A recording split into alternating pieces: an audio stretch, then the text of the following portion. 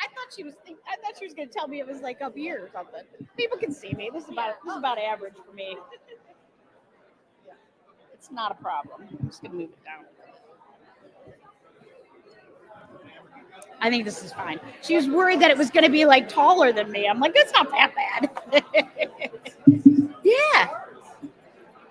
We own this now. It's very nice. Yeah, I'll be ready. Where are you going to be? Over here? Okay.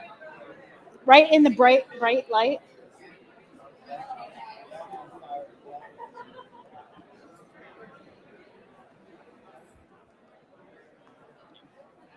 Okay.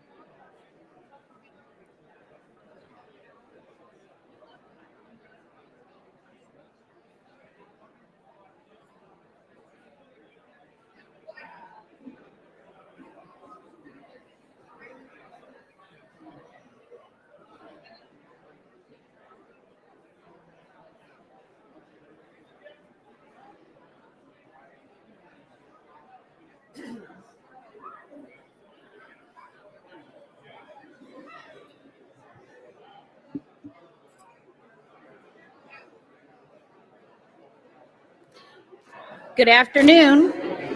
Good afternoon, everyone. Welcome to the Columbus Metropolitan Club. Good afternoon. I'm glad you're all having fun.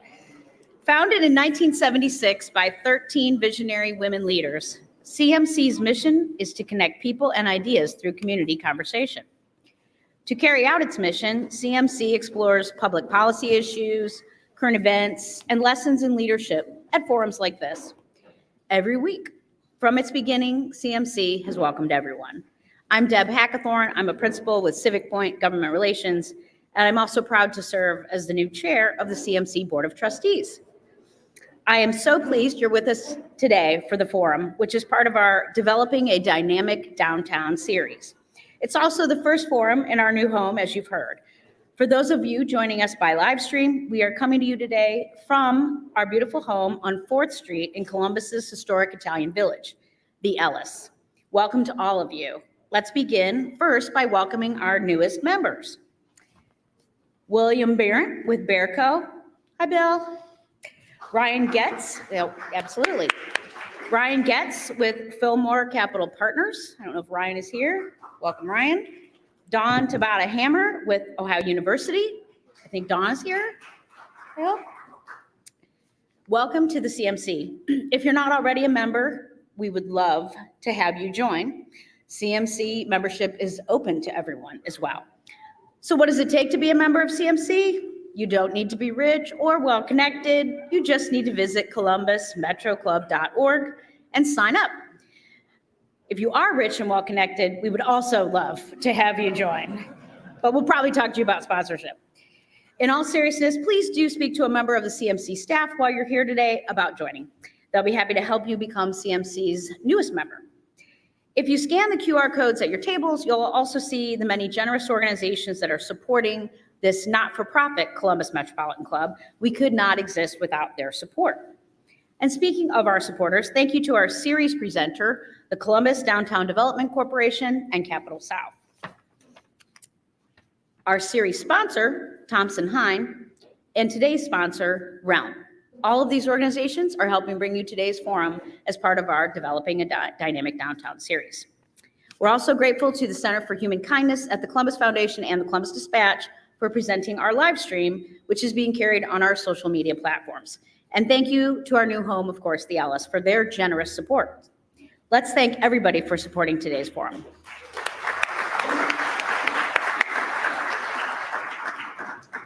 If it's been more than a year since you last visited Franklinton, you might be surprised. Some formerly vacant lots have been replaced by new apartment buildings that look like they've been plucked from a hip neighborhood in Copenhagen. I did not write this copy. These new developments are more than just places to live. They're destinations with brew pubs, co-working spaces, coffee shops, and art. No developer in Columbus has been closer to the epicenter of Franklinton's reinvention than Brett Kaufman. Today, we're excited to host an in-depth conversation about his work, his vision for Columbus, and the city's unrealized potential as a modern, sustainable, and equitable city.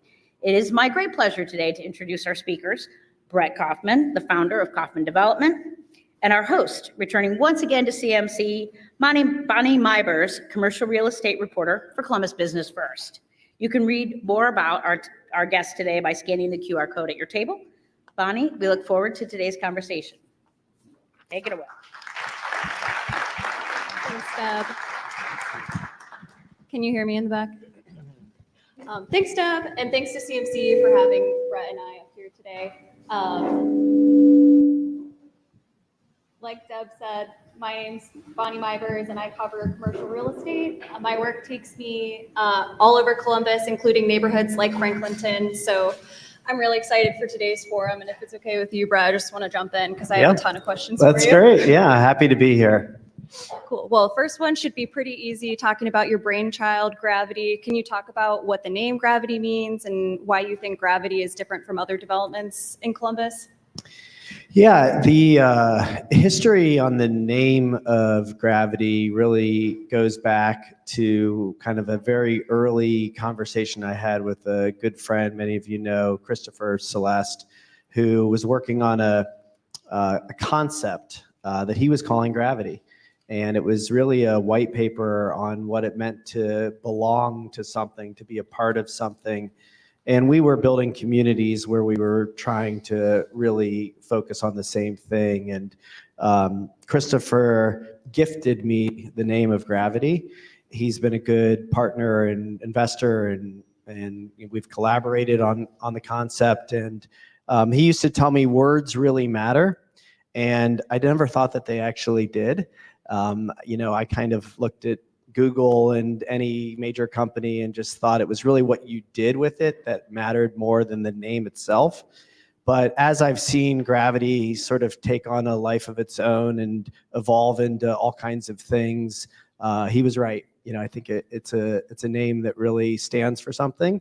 And what it stands for is really this idea of bringing people together that live and work in our community and in the surrounding community, from all over the region, hopefully, to come together, to connect, to collaborate, to learn, to grow, to find something that hopefully makes their lives just a little bit better.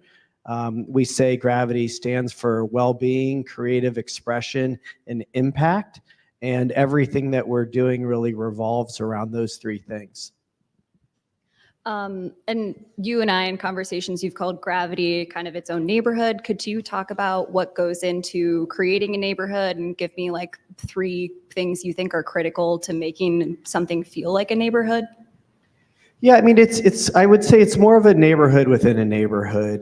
Franklinton is really the neighborhood, and Gravity is really, hopefully, just a part of Franklinton, but it is a community within a community.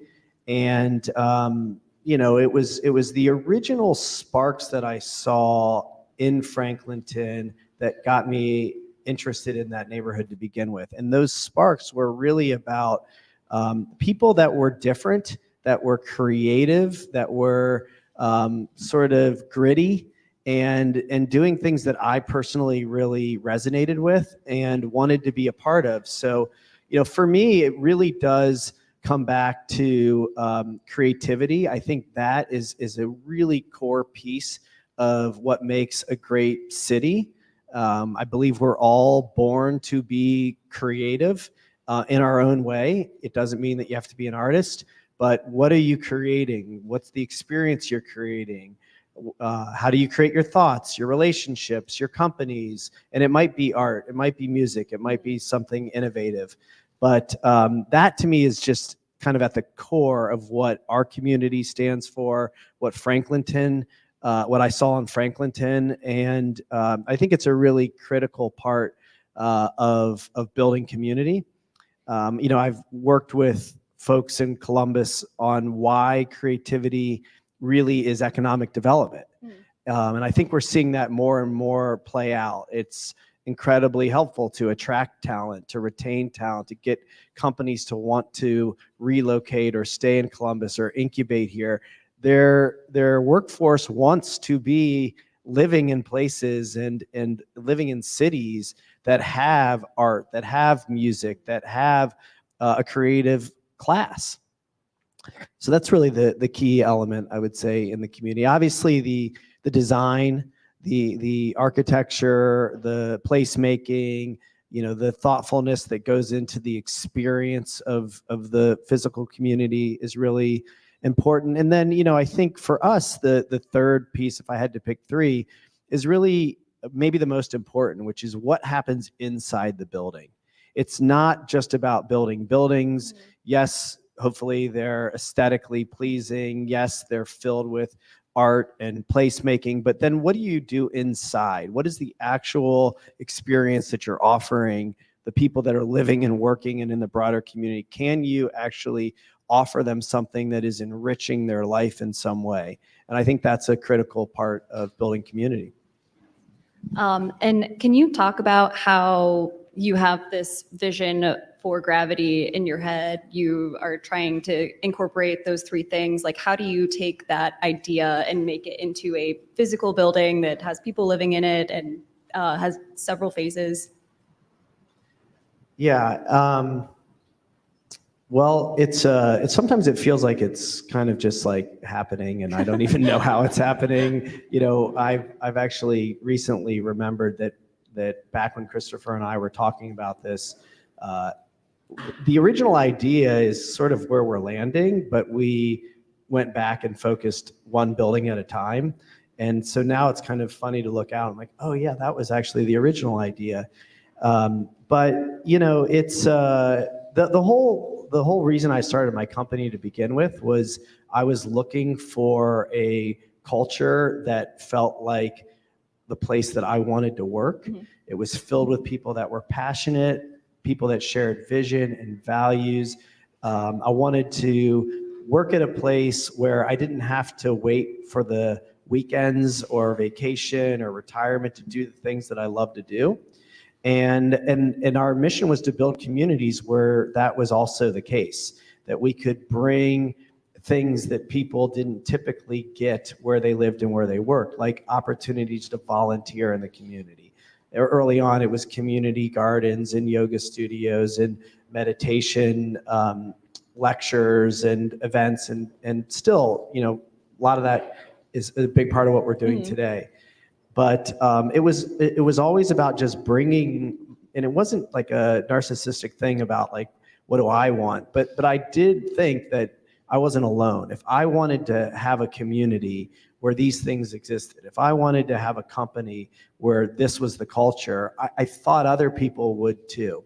And so I keep kind of finding these things that are showing up in my personal life that make me feel good, that I enjoy, that are adding value, and trying to bring that into the workplace, into the physical space. And a couple weeks ago, you and Land Grant announced the Gravity Experience Park. Could you talk a little bit about that and maybe how that ties in with kind of that theory of bringing experiences and bringing things you'd like to see into the physical world? Yeah, for many years I've been running around the country and, traveling the world and seeing different concepts and really getting the importance of placemaking and, the experience that we have, day to day in our lives. And, to me, art, music, fun really matters. It's really important for us to come together and have some fun, good food, have a drink, be with other people, have a place to go. And so the park was the vacant parking lot for the Idea Foundry.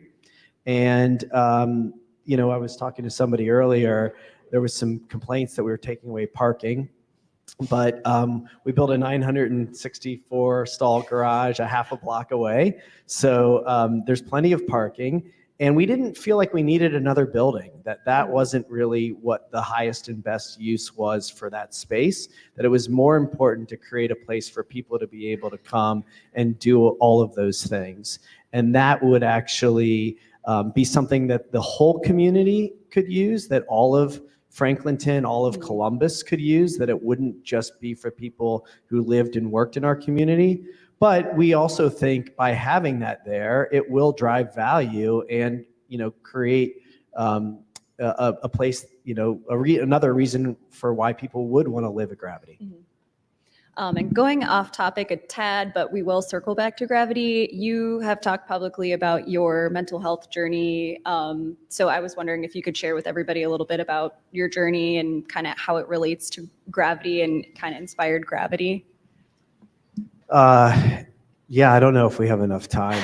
A short version. Where to begin? And you really don't want to know. No, mental health is a real important passion of mine. It's been a big part of my journey. Sort of using your life to serve you and ultimately to serve others is really what fuels me.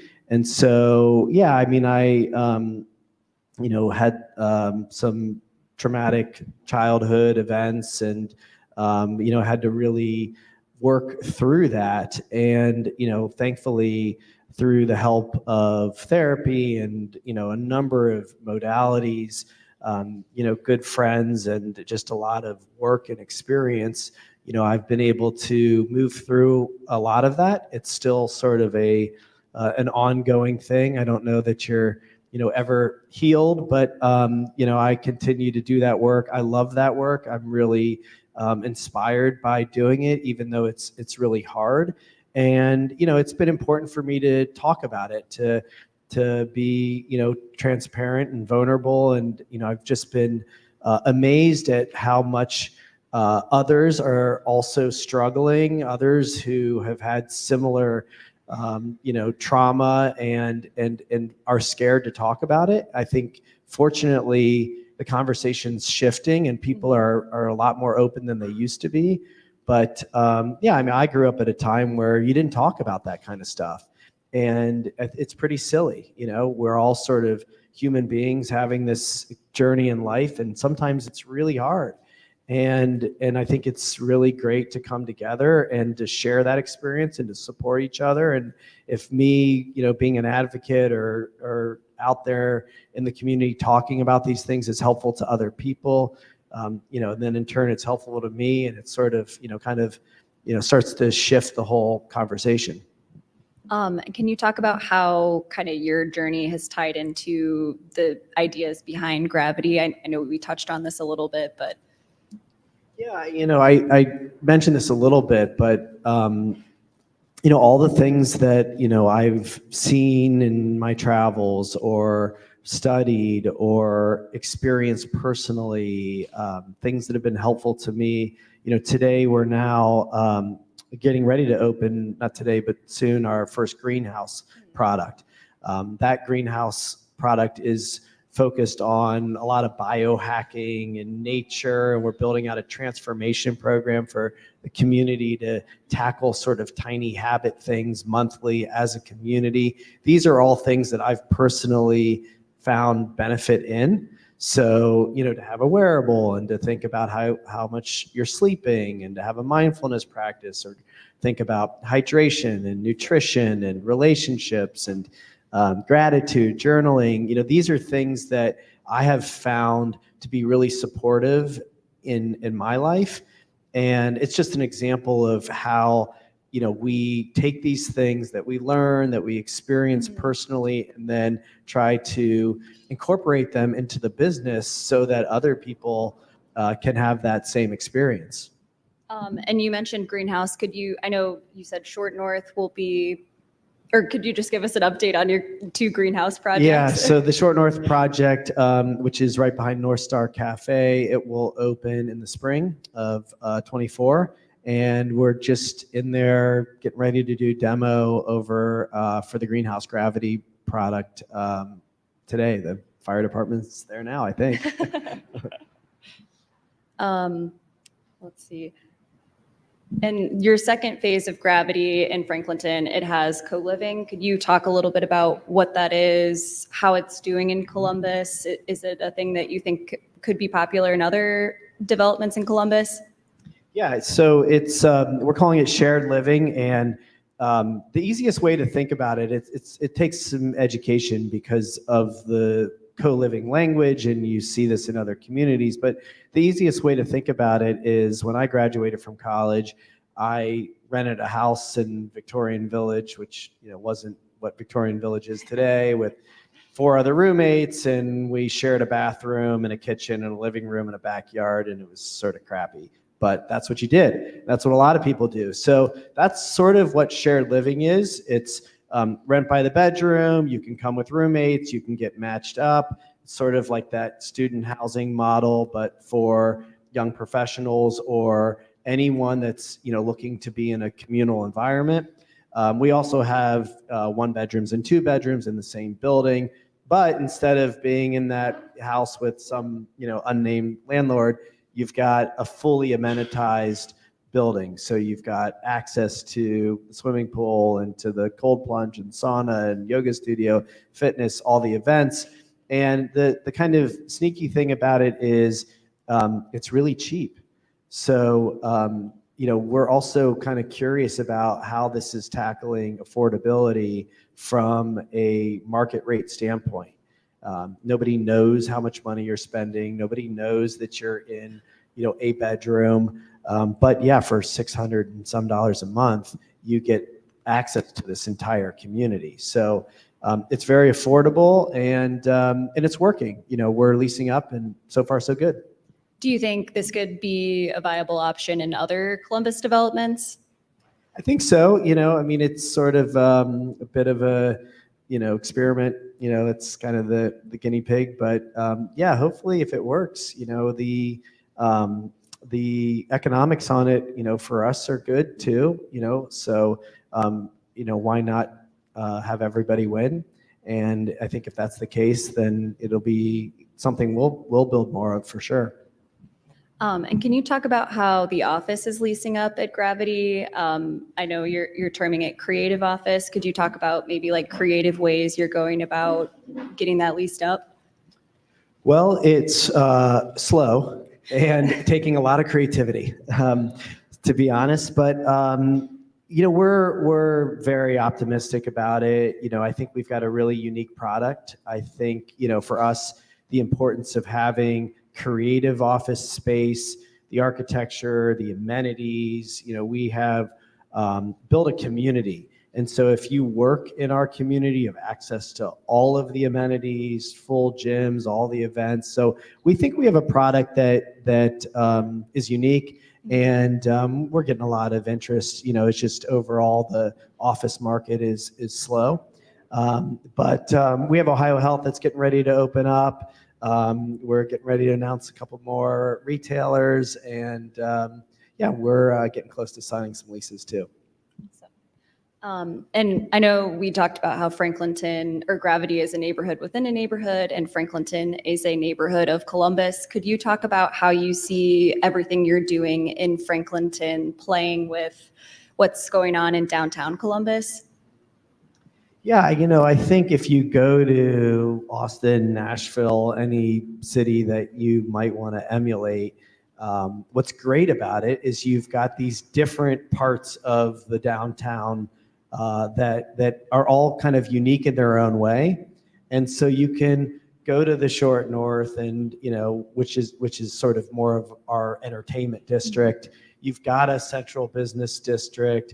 Franklinton can really be more of a creative arts district. German Village is its own thing. Things are popping up in other parts of the city now too. So Old Town East has got its own character. Mm-hmm. So as Columbus grows, I think the entire downtown, continues to grow, and they're very complementary of each other. Even the peninsula is really its own thing, but it's very much connected to what we're doing. Thanks to Greg and company, we're working together. We're trying to all accomplish the same thing, which is build this city. And so it's good to have things that are unique but connected, and that's sort of how I see downtown. And since we're talking about downtowns have been recovering, trying to recover from the COVID pandemic, including ours. Could you talk about how you see our downtowns dying across America? Are they reinventing themselves? Something else entirely? Yeah, I mean, I don't really see it as a dying for sure, and I don't even think it needs to be reinvented. I think there was a little small window during COVID where people were moving out to the suburbs. There was this idea of wanting more space or working from home.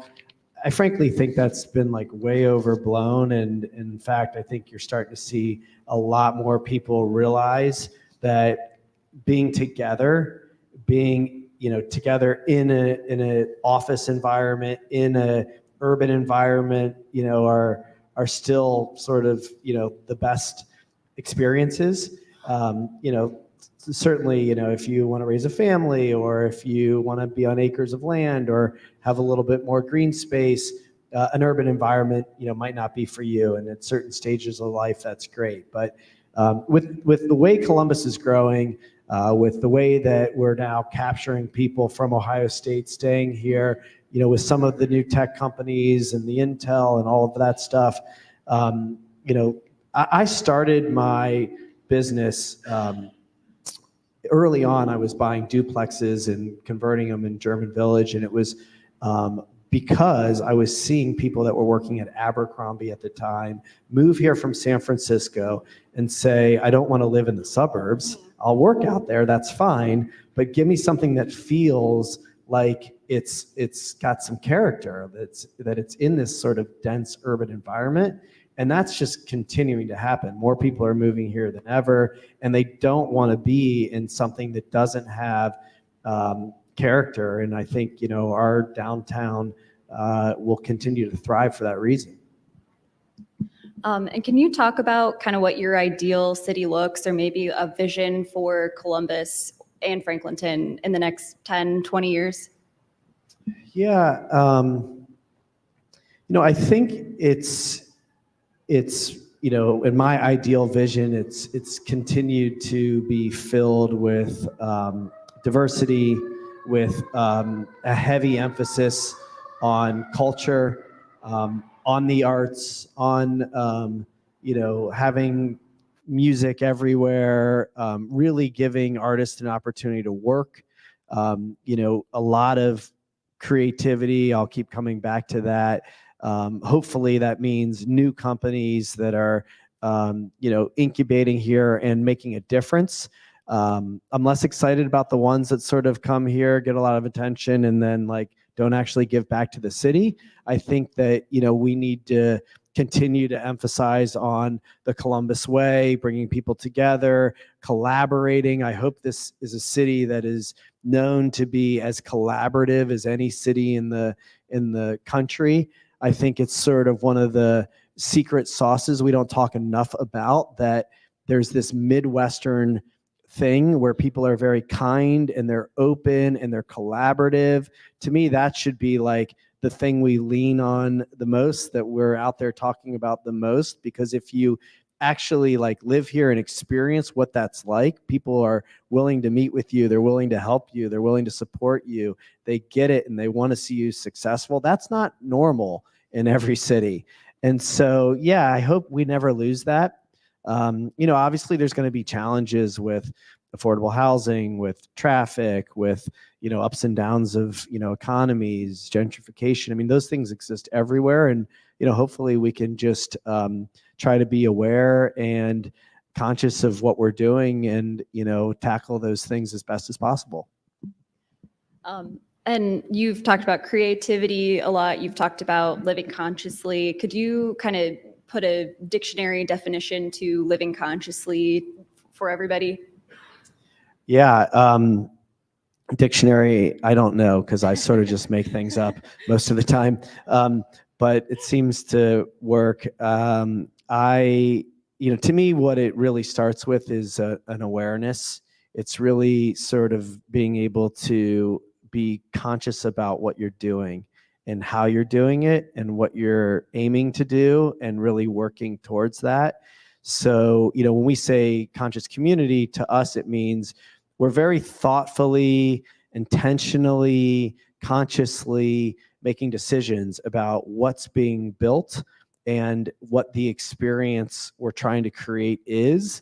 And then there's the user experience, which hopefully also is making a difference for them in their own level of consciousness. So, what we try to say is we'd like to meet people wherever they are. I once was a banker in a suit and tie and stumbled into a meditation room, and it changed my life. And so we want the suit as much as the artist, the young person as much as the old person, and everybody in between, to try to find something that shifts them just a little bit, with the hopes that maybe that starts them down a path where real change happens. I think that's really how, we say we want to, change the world, and it's super, big and aspirational. But, my hope is if we have thousands of people that are visiting, and, with things like the podcast and some of the events and virtual, could we become a regional hub for this content, where people are learning and growing, and consequently going home and being better spouses and parents and friends. And, what does that do then to a community? How could that possibly become a model for building community? And, what if that becomes something that gets adopted and really does make a difference in the world? We're going to move to questions from our live stream and in-person audiences here in a minute. So if you have a question and you're here with us in person, make your way back to the microphone. And if you are online, feel free to type your questions into the chat. But I did have one more question for you. You talked a little bit about how co-living can kind of be a way to address affordable housing, or like the stigma against affordable housing. Do you have other ideas that you'd like to share just about kind of how Columbus could tackle that issue from all sides? I've been pretty candid that I'm not an expert in affordable housing. I really, it's not what we do. We're trying to tackle it a tiny bit, by working with partners like Homeport and trying to be supportive of planning and things like the shared living. Look, it's a real concern. It's a concern that every market is hopefully thinking about, struggling with. I don't know what the answers are yet. I think that our city is doing a good job of trying. So, there's a lot of workforce housing that's getting incentivized. I think it's that awareness. There's a conversation, there's a dialogue, there's things that are being experimented with. And, hopefully that unlocks some real solutions. But it's a real challenge. It's a difficult thing to do. It's the reason you don't see more affordable housing being built is because rising construction cost, rising interest rates, labor shortage, competitive supply issues. I mean, it's barely like not even actually working right now to build market rate. You're seeing a tremendous slowdown in construction, period. And so then if you try to make that affordable, it's pretty tough. Thanks, Brett. It's CMC's longstanding tradition to take audience questions. Lainey Cuthbert is back. Oh, sorry. Sophia is back there at the microphone. If you have a question and you're here in person, make your way over there. Please, out of respect for others, try and keep your questions brief and to the point so we can get to as many people as possible. And please remember that questions end with a question mark. Sophia, what's our first question? Yes, thank you so much. So, our first question from our online viewers is, what's the most inspiring development project you've seen outside of Columbus? And what about outside of the United States?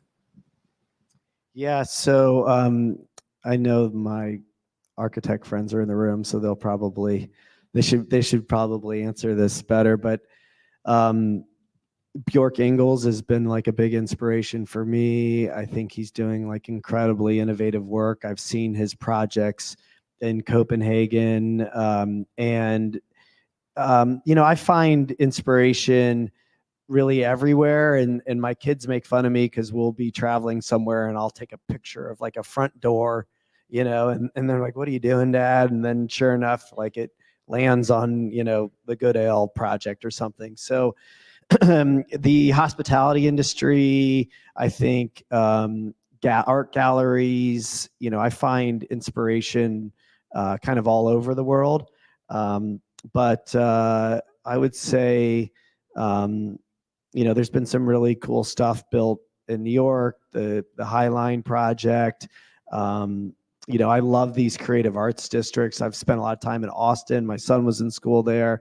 A lot of really interesting things happening there. I will tell you that early on, prior to starting my company, I went on a tour around the country looking at the top multifamily developers, and I was pretty uninspired. I think there's a lot of bad stuff being built all over the place, and that was actually in its own way inspiring for me, because I thought, oh well, it's not that hard to do it better. And so, I mean, we've worked a ton with Realm and MBBJ and other architects, and I think we've got something pretty special here in Columbus. A great opportunity to build buildings. You see what Jeff Edwards is doing. I mean, there's some really high quality stuff that's now getting built here. I'm Judy Box, and I served on the East Franklinton Review Board at the time Gravity 2 was still on paper. And I was very impressed with the cooperation you were doing with Homeport, and particularly the issue of parking. But I asked for a special, and I'll use the word favor in quotes. There was space at the south side of Gravity 2 that was sort of earmarked, as much as you do on paper, for a small restaurant. And I pointed out that it was very close to Homeport, where the residents would not be able to afford most of what's being built by way of restaurants. And I asked, please, could that be made available to something like a Subway? That would be an affordable sandwich to people living across the street. And I'm just curious as to whether that ever came to fruition. There was no commitment, but I'm curious. Yeah, no, thank you. And I remember, working with you from the start. So it's nice to see you. I appreciate the question. We have we've intentionally not signed the subways or the cell phones or many of the users that have come our way, because we don't want Gravity to be filled with franchise users.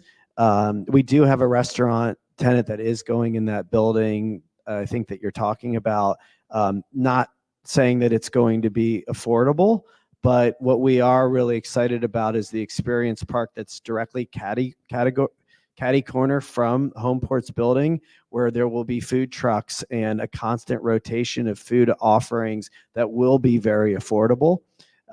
So hopefully we're tackling it that way. Sure. We have another question from online. The Dispatch recently reported some of the updates to the zoning requirements that are going to unfold in the next year. Are Columbus zoning regulations amenable to future development, and what changes do you feel should be made? Yeah, I'm actually, not that in the weeds on some of the zoning changes, so I don't want to speak to it. I will say that the city of Columbus has been by far the best zoning district for us to work in. The East Franklinton Review Board is a great example of it. The Downtown Development Commission, great example. The Victorian Village Commission, not a great example. But I will say that there's a lot of support for getting things done. And if you are willing to do some things creatively, if you're willing to listen, if you're willing to actually take in the feedback from the neighbors and actually try to bring something that is creating value, and is being thoughtful about placemaking, design, affordability, I think the city of Columbus is doing a lot right. I do think that we have to be a little bit careful about thinking that we're further along or that we're better than we actually are. A lot of great things happening. We have a long way to go. Franklinton's not over the hump. You see the issues with, some of the crime that we're now, struggling with. We can't just make it too hard. We need to be, one way to tackle affordability is flood the market with supply. Flooding the market with supply, incentivizing all kinds of housing actually is going to help with affordability. If we start taking away incentives, if we start making it too hard, if we start mandating what has to be built, if we start getting too particular about parking, it's just going to slow down the development and make the problem much worse. Doug Buchanan, Columbus Business First. Referring to your Short North project, it has been a journey, I think you could say. I'm wondering if you look back now on everything that it's been through, is there some lessons you take away from that, things you would have done differently? There's not much I would have done differently. I mean, the lessons are they're not really fun ones. Honestly, what we originally proposed would have been a much better product. I think it was like 9 stories, maybe 11 stories. I think it's sort of silly. People get kind of dug in. I don't think that a 7-story building is much different than a 9-story building when you're doing that. Like, is it really ruining the neighborhood? Not if the right quality is being built. So, the lessons that we learned there is, some of these commissions have, people on them that are just, don't get it, frankly. It turned out good for us because in the 5 years it took us to get zoned, the land value tripled and, the market's much better. And so we built something that, is going to be great and work. And, we still feel really proud of the end product, but frankly, it could have been better if, there was a little bit more of an openness to, what quality product means for a city. Hi, Brett. Kelly Stevelt from the Wexner Center for the Arts. Thank you for your support of the arts in our community. I just wanted to see if there are those who want to infuse art, creativity, well-being into their developments. If you have advice on how to make a business case to potential investors for that. Yeah. I'm not sure if I totally understand your question, but you're asking, is there a business case for why it makes sense for art to be infused into the project? Yeah, I think when you go to Gravity, it just stands out. And I think it speaks for itself at this point, but early on, how you got people to buy into that conceptually. Yeah, I mean, early on, I see Sue and we would sit with bankers, not Sue. And try to explain why, like, having a yoga studio wasn't wasted space, why some of the things that were on our pro forma were going to actually drive value. And it was a lot harder to explain that. So we've always had to kind of underwrite to the competition and then just sort of secretly believe that having all this stuff was actually going to make a difference. And if it didn't, then we were, even with the competition. If it did, we'd be ahead. And now it's a much easier conversation because people get it. And I think, for us, we stopped trying to explain it to people and just start doing it. Things like the experience park don't really make sense to anybody. But it makes a lot of sense to us. And I think when it's built and it's open and it's active and everybody's excited and using it, and that then, helps us fill up our buildings, there's a business case. So, hopefully it's more about just doing it and proving it out, and then hoping that, others see that and replicate it. All right, we have another question from Nancy Nanny, and I think that this question will actually be relevant to a lot of the folks in the room today. Are there any plans for performance space for plays, dance, and guest speakers? Yes, so part of the experience park is a stage that we will be doing that to some extent. We have rooftops and event spaces in all of our buildings. So, last Friday we hosted both, I think, the symphony, and we had a Don't Tell comedy on the rooftop. So, those kind of performances are happening. I think there's, discussions about, what else we need as the peninsula has, the potential to continue to evolve as a cultural neighborhood.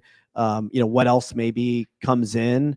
Again, it's not my business. I don't really know the event space like that. But so I don't know from a business standpoint just how it works and if there really is enough support. I think a lot of these things are privately funded, and maybe that's the way it needs to be done.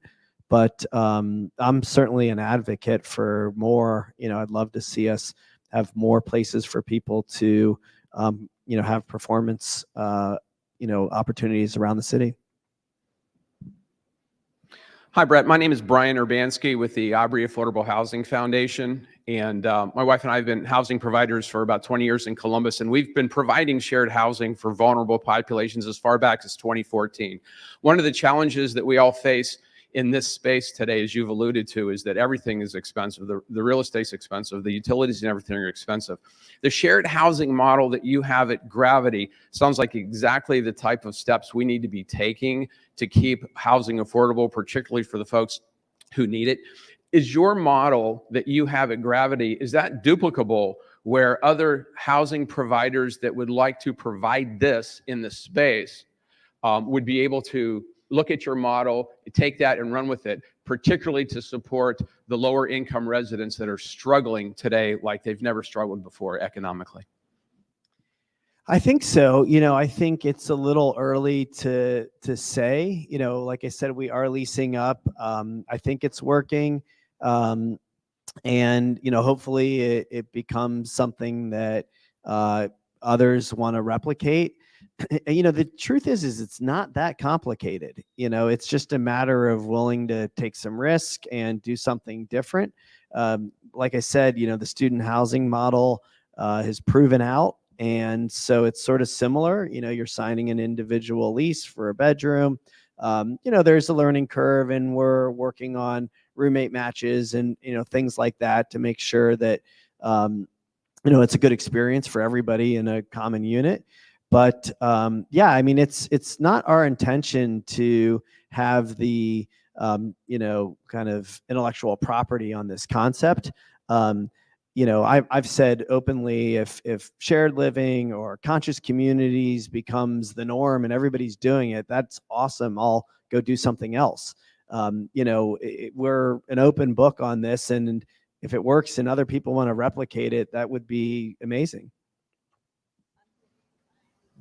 We have time for 2 more questions back there. Hi, good afternoon, Brett. My name is John White. I am a development officer with Woda Cooper Companies. We're an affordable housing developer based right here in Columbus. And we actually have a senior development that's right up the road on Broad Street that's currently in development. So we're looking forward to being your guys' neighbor. Back when I was in city planning school at Ohio State in the mid and late 2000s, the Franklinton neighborhood was always such a case study, given the decades and decades of disinvestment that area never received, largely because it was always located within the floodplain, so it really prevented developers from coming in and investing. Along came the city of Columbus. They did the Scioto Mile project on the river. They removed the dam and reduced the floodplain and really allowed the development potential to be unlocked.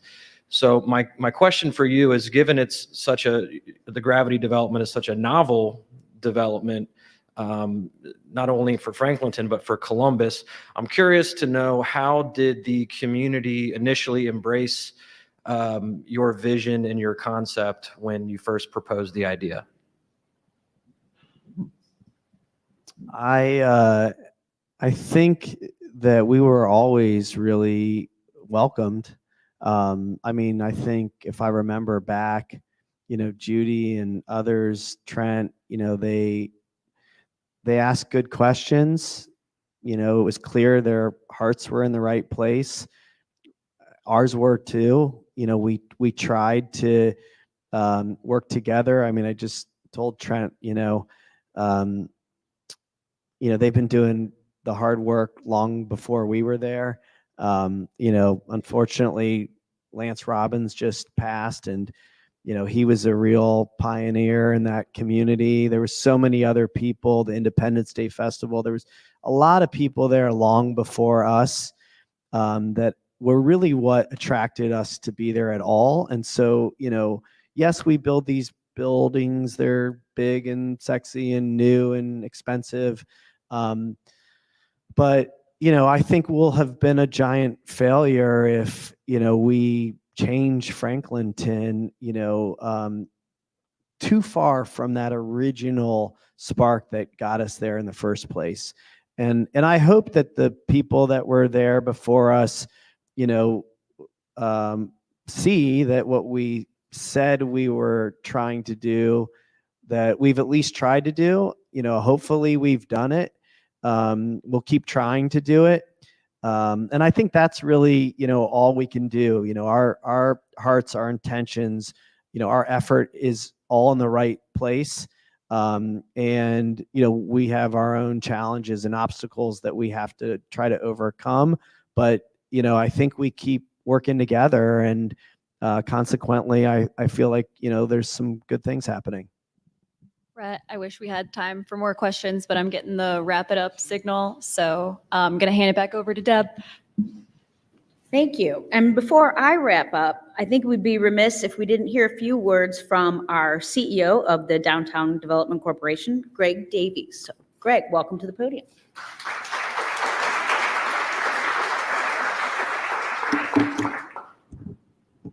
Well, thank you. I think I was supposed to introduce Brett, but I'm pretty sure he didn't use any of my talking points. If you can bear with me, I just want to share a couple things, because I spent a lot of time thinking about this, because I love Brett. So, when I first heard we're going to build the world's largest concerts community, I thought, what does that mean? I don't understand that. It's the same reaction I had when I met Brett. I was down in his office at the Short North. I was working at the city. I walked into his office. He's not there. I get a cup of coffee. I'm sitting there. Bob Dylan's Visions of Johanna's playing. I'm thinking, that's a weird song to be playing in an office, but I love it. And then he walks in jeans and a T-shirt. And I was like, who is this guy? This is not the normal developer that I meet. But that day and others, we talked about the early days of Gravity, and Brett's vision to jumpstart Franklinton into the arts district it was seeking to become. He wanted to build on all the city investment Mayor Coleman had done and Mayor Ginther followed, and the enthusiasm and the hard work of the numerous community leaders that Brett mentioned that came before him. Brett shared his vision with me, and I was very excited. And I went to Mayor Coleman and I said, I think this is a project really worth starting. And needless to say, phase one got started, and Brett and I didn't see each other for quite a long time. Just didn't cross paths working. And as some of you may know, in 2017, I lost my first wife very suddenly, very tragically, and it was obviously very difficult. And not long after that, I got a call from Brett, or text. He said he wanted to get together. And I figured, well, something's going on with Gravity or his new project, but sure, it was my job. And when I got there, Brett just said, just asked me how I was, told me he had nothing to talk about related to work. And being in a place where I was struggling, I just said everything was on my mind. And that day we had a very, very long, very intense conversation. And over the next year or so, Brett would periodically call me. We'd get coffee. We'd talk about how I was doing, how my kids were, how his kids were, how his family was. And, it was just odd to me. But again, it was a surreal time. But I was so thankful for that. And he kept telling me that it helped him to talk to me and that he was proud of me. And, I just kept doing it because it felt good. Fast forward to 2019, and I get a text from Brett. I'm at home. He says, "Hey, are you dating?" And I said, "No." I said, "I really don't want to." He says, "Well, that's okay, but when you're ready, let me know, and I'll give you a number of this woman, a friend of mine, I think that you'll like." I said, "Yeah, great." And then at that point, if you know Brett, I think his ADD kicked in. I get a text, "Greg, Liz, Greg, two of my favorite people in the world. I'll let you take it from here." Now, it's a good thing this introduction is occurring 4 years after that moment, because I would not be giving this introduction to Brett and how I felt that night. But the long and the short of it, Liz, my wife who's here, we got married, and I'm incredibly blessed, and I'm incredibly happy now. And it took me a long time to get to that place. And Brett was one of the main reasons I had the confidence to move forward. You know, after all those times, him talking to me, it settled in. And I'm not even sure we talk business. Periodically, we give updates on our projects because they're neighboring, but we really don't talk a lot about work. And, you know, through the ups and downs, I think we recognize the significance of shared experiences, and ultimately, like gravity, and this is why I'm taking the time to tell you this, I really believe, Brett, when he says, you know, life is really just about love, learning, creating opportunities, and bringing people together. And I think that's the blueprint you heard for gravity. I recently sat with Brett for his podcast, and he said something to me that stuck with me ever since, and it really serves as a guidepost for me. And it puts the past in perspective. And what he told me was, you know, I was saying I was really frustrated and tormented by things that happened that I didn't understand at the time that I now understand. And he said, "How could you have? You were operating at the level of consciousness you were at then." And it just hit me, and he's right. And I think so when I now hear I'm going to build the world's largest conscious community, I still would be very skeptical, but I'm not about Brett. He's pushing himself and those around him to constantly want more, to believe in the difficult, and to be a fellow traveler as we all go through life. Most importantly, he wants everyone to take the journey to becoming the best version of themselves, and he puts his own resources into making that happen. I consider it a gift, and I appreciate this time that I have the opportunity to publicly share my experiences with Brett. I think he's taught me, others have taught me, we don't always tell people how we feel when we have an opportunity. So I wanted to do that here today. Brett, I'll always be grateful for you introducing me to Liz, for everything you've done for Central Ohio and downtown, and for your continued striving to be the best version of yourself you can be. And most importantly, for being my friend.